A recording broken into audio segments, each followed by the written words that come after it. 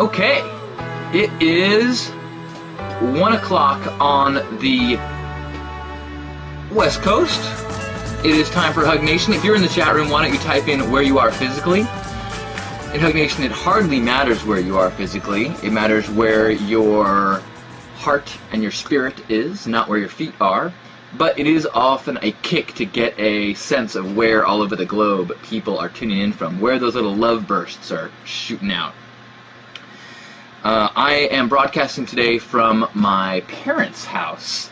Thanks, Mom and Dad, for everything. A couple years ago, after my birthday, my brother was leaving the house. My mom, and she's like, "Thanks, Mom." It's like, "For what?" For let's see, the pregnancy, the birth, pretty much everything up until now. Thanks for all that stuff. So I'm thanking them for that, as well as thanking them for letting me stay here while my condo is being tented for termites. It was funny. Last night I was, I had to bag up all sorts of stuff and move things around, and there was this like silverfish, kind of a little problem with silverfish. As a silverfish, I was going to kind of like squash it, and I kind of pulled back. Was like, you know what? Enjoy your last 24 hours, because ain't nothing gonna be alive in that condo today. We gather here once a week to have HugNation. HugNation is a joining, a acknowledgement, a reaching out, sending our love out to all the people who would much rather hug us than hurt us. And as we see from the chat room here, it is a huge and wonderful group of people from all over the world. You see these places? We've got Seattle and Oregon and Moreno Valley and Colorado and, sorry, scroll past, Minneapolis, San Diego, Texas, Ohio. Woo. We had people from Poland, even though they had trouble with their behavior a little bit, it seemed like. But that's okay. New York City popped in. Sweet. All right, well, thank you everyone for joining here and coming together.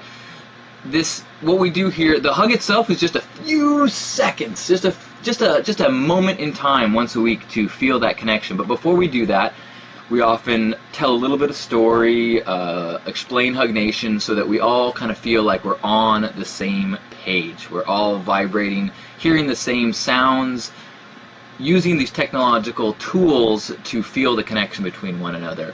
HugNation is an example, a experiment in digital intimacy, meaning how can we use these technological tools to reconnect with one another. Technology is used for so many amazing things, but often the technology pushes us, gives us these ways to be quicker about our days, but it does isolate us. We've got our cell phones and our computer terminals, and so we start interacting the world through individual terminals, which isn't the worst thing in the world, but it tends to stop a lot of human interaction, which I fear the long-term effect is quite detrimental. So HugNation is trying to, hey, look, while we're connecting through this World Wide Web we've got, why don't we take the next step and acknowledge that web is just demonstrating in a new way what has always been there, which is the connection between all of us. We're using cutting-edge technology to feel the most tribal of experiences, which is the connection between one another. So today's Tao Buffet, which is what we call our little story of the week, this one I fear might rub people the wrong way, but I'm going to jump into it anyways, okay? You guys ready? Woo, woo, woo.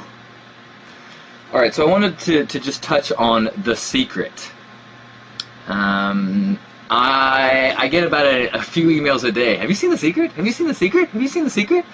The Secret, it's thesecret.tv, is a movie out now that's kind of along the lines of What the Bleep, if you've seen that movie. The Secret is the law of attraction. The Secret is all about how by being conscious of your thoughts, you can change your world. it has become very, very popular. And I think that there's wonderful things about that. I think that it is an incredible way for people to start their spiritual journey. Because if you go from a place where you see yourself as a victim in this world, things happen to you, things happen to you, things happen to you, The Secret is a great way to kind of shift your mentality to try to start seeing, you know, I have control over the way the world is. Not just physically the control, but I have control of the way that I see the world is the way that it is for me. And I just noticed the chat room, there's a few people that are trying to drop us down. Ignore them. The worst thing you can do to somebody who's trying to get attention like that is just ignore them. You know, it's like we talked about the other week. If someone comes to you holding a dirty, oily, covered with crap package and they hand it out to you, and you say, I don't want it, no thank you, then they're still holding that crap-covered package, and the smell is all over their hands and all over their life. So don't accept it. Don't acknowledge them. Let it go. It's like this. It's like this. It's sad, but let's also kind of chuckle and say good luck to them. It's a great segue though to what The Secret is all about. Your vibrations affect the vibrations that come to you. So if you live in a place of hate, if you're concentrating on the things you dislike, if you're concentrating on your weaknesses, your fears, that is what your world is. And that works on two levels. One level is that at any moment you can focus on anything in your world, and that's what your world is. So if I have an ice cream cone in one hand and there's dog crap on the pavement next to me, if I have, my world can be heaven or hell. I can stare at the dog's poop and go, oh, it's smelly, it's smelly, it's smelly.